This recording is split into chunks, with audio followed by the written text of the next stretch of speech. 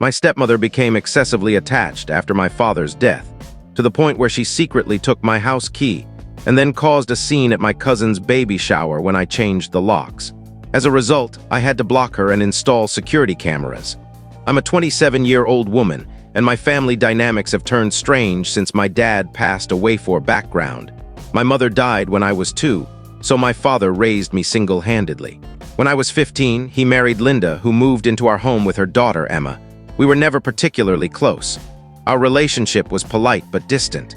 I left for college at 18 and only returned for holidays, so we never developed a deep bond. Linda focused primarily on Emma, and I concentrated on getting through high school and moving out.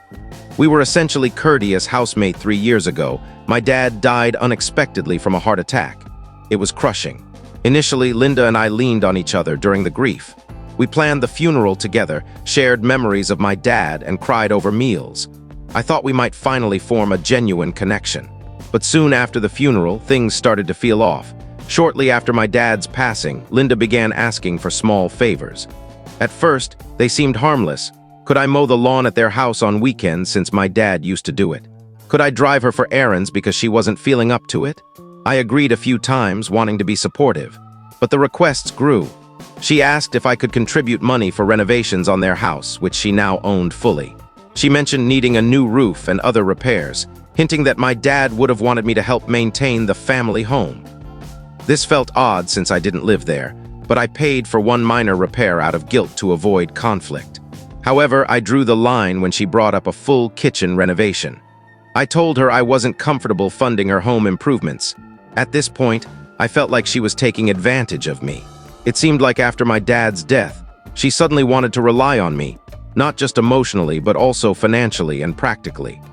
She even asked if she and Emma could stay with me temporarily because their house felt empty without my dad, and Emma was between apartments. The open-ended nature of the request raised red flags. I lived in a small apartment and cherished my privacy, so I declined, saying it wouldn't work. Linda tried to guilt me, saying things like, "Family stays together, and I'm so alone now," but I stood firm.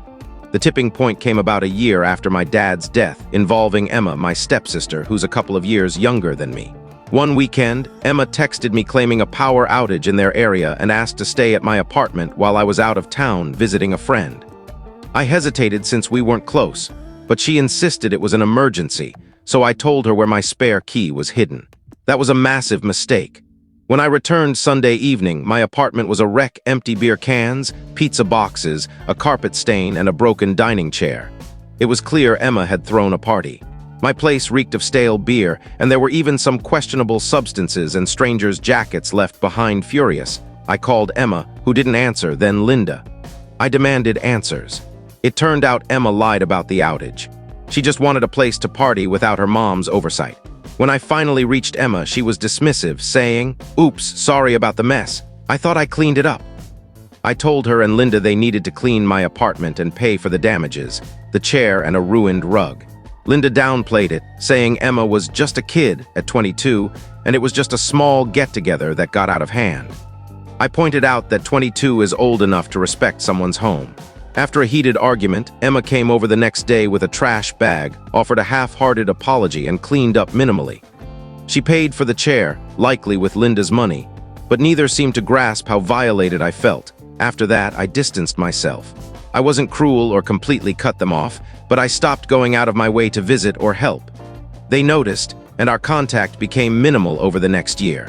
I was busy with my own life, starting a new job and saving my dad's inheritance to buy my first house this year. It's a modest place, but I'm proud of it, having used my savings and dad's life insurance money. It's truly mine. This brings us to the recent drama. A couple of months ago, I moved into my new house and threw a housewarming party, inviting close friends, some cousins, and family, including Linda and Emma, to avoid seeming exclusionary. In retrospect, that might have been a mistake. The party started fine. Linda brought a bottle of wine, and we were civil. I gave a house tour to some relatives and noticed Linda lingering near my bedroom while I showed the guest room. I didn't think much of it then. Later in the living room, Linda announced to a small group, "I'm so thrilled for us and her new home. It's lovely. Don't worry, I've got a spare key now, so I'll pop by often." I was stunned. "A spare key?" I said. "Wait, what? You have my key?"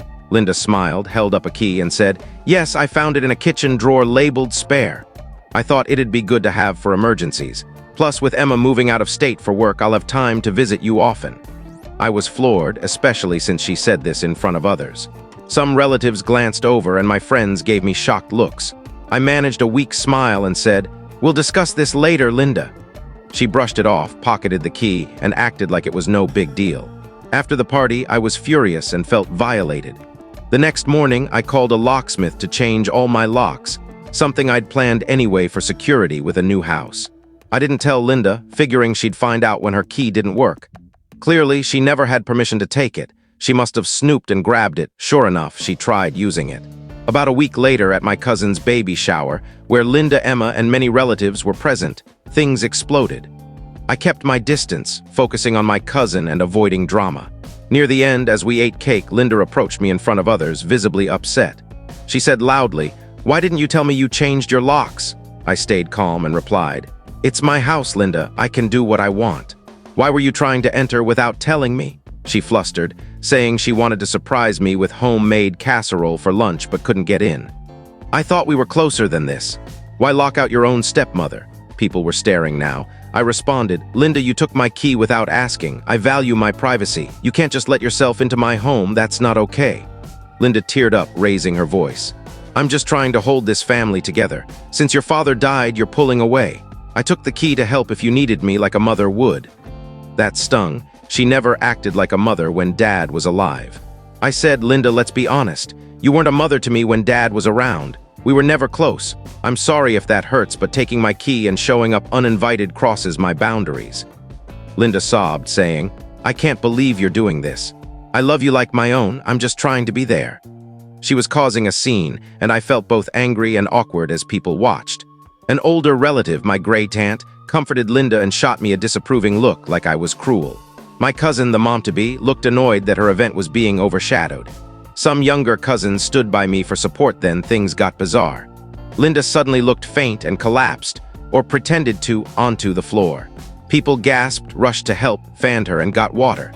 Someone suggested calling 911, but Linda revived within a minute, claiming it was stress and the room being too warm. I wasn't sure if it was real or for attention. It ended the confrontation and the shower on an awkward note. I hugged my cousin, apologized for the drama, and left. Since then, my family's divided. Older relatives, like my great-aunt and uncles, think I was harsh and ungrateful, saying Linda's just reaching out.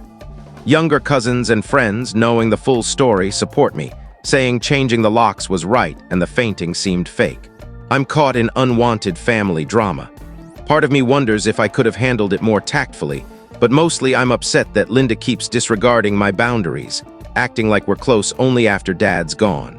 It feels inauthentic, like she's clinging to me as a substitute. I haven't spoken to Linda since, and she hasn't reached out. Some relatives want me to apologize for peace, but I don't feel I should for protecting my space. Am I wrong for how I handled this? Update 1, thanks for the feedback. It's been days since the baby shower, and I've decided not to engage with relatives who think I'm at fault. I spoke with supportive cousins who agree I did nothing wrong by setting boundaries. I also apologized again to my cousin whose shower was disrupted. She was gracious, saying she and her husband thought Linda was out of line, so our relationship's fine. They know I didn't mean to cause a scene. Linda hasn't contacted me directly, but her allies, older relatives, are guilt-tripping me on her behalf. If she wanted peace, she'd reach out herself, not send others to shame me. An aunt left a voicemail saying I should be ashamed for rejecting family and that Linda's just trying to honor my dad's memory. I deleted it. Another cousin, who I barely know, sent a nasty message calling me heartless. It's absurd. These people weren't there for the daily pushiness from Linda and Emma. They see a crying widow and assume I'm the bad guy. I'm done explaining myself to them. I'm focusing on supportive friends, cousins, and relatives who have heard my side. They know I'm not cruel. I tolerated a lot before snapping. I won't apologize for protecting my home, which I bought with Dad's inheritance and life insurance, a final gift from him. I'm proud of standing up for myself, as Dad taught me not to let anyone, even family, cross my boundaries. I'll let this blow over. If Linda wants a real conversation respecting my limits, she has my number. But rallying relatives to guilt me, I'm not playing that game. Update 2, it's been 2 weeks since the last update, and things were quiet. until Linda posted on Facebook. A friend still connected to her sent me screenshots. Linda shared old photos from a decade ago, family outings with me, Dad, her, and Emma, looking like a happy blended family. I was miserable that day, only there for Dad, awkwardly smiling in the pictures. Her caption read, "No mother expects her child to shatter her heart," with a broken heart emoji. It was clearly about me, framing me as her child who betrayed her. It felt manipulative and gross. Comments from her friends and some relatives were infuriating. "You're a great mom, don't let anyone say otherwise. She'll come around, and kids are so ungrateful." I wanted to reply, "She didn't raise me and I'm not her kid." But engaging would have escalated the drama. Instead, I shared the screenshots with supportive cousins and friends who were appalled. This confirmed Linda's actions weren't about love but control, possibly tied to my inheritance and house. She ignored me for years but got clingy after I got those assets, then played the victim when I set boundaries. I didn't respond publicly and haven't contacted Linda. The post was deleted. Maybe someone advised her or she got the attention she wanted. But it's deepened the family divide. Older relatives found it sad, while younger ones messaged me, calling it messed up. I'm done with her narrative of being the abandoned mother and me the cruel stepchild. I'm focusing on my life, relieved I didn't take the bait update 3 a week and a half after the Facebook drama. I thought things had calmed. Wrong. Linda switched to direct tactics, but through Emma. A few days ago, Emma texted saying, "I can't believe how you're treating Mom. She's been a mother to you and you've broken her heart. She's been crying for days. You owe her a conversation. Family's all we have left since your dad died." It was pure guilt tripping, acting like Linda was my mom. I took time to calm down and replied, "I'll say this once. Linda wasn't a mother to me, just Dad's wife. We were civil at best. I didn't abandon her. I need my space and won't tolerate disrespect. If you're trying to guilt me, it won't work. I'm sorry she's upset, but setting boundaries isn't wrong. Please respect that and stop contacting me about this." Emma fired back, calling me a selfish jerk and saying Dad would be disappointed in how I'm treating his wife. That infuriated me. Dad would have hated their behavior. I didn't respond further. Instead, I blocked Emma and Linda's numbers and social media accounts. I also got a camera doorbell and am upgrading my home security to ensure they can't access my property. Blocking them felt liberating, lifting a weight I didn't realize I was carrying. I'm done with the anxiety of their next move. I'm focusing on healthy relationships now. I booked a weekend beach trip with friends to celebrate my new home and escape this family nonsense. If Linda or Emma try to contact me or show up, I'll enforce strict no contact. I think they got the message. The Facebook post and Emma's texts failed to pull me back. They might reflect or spin a new story without me. Either way, I'm done.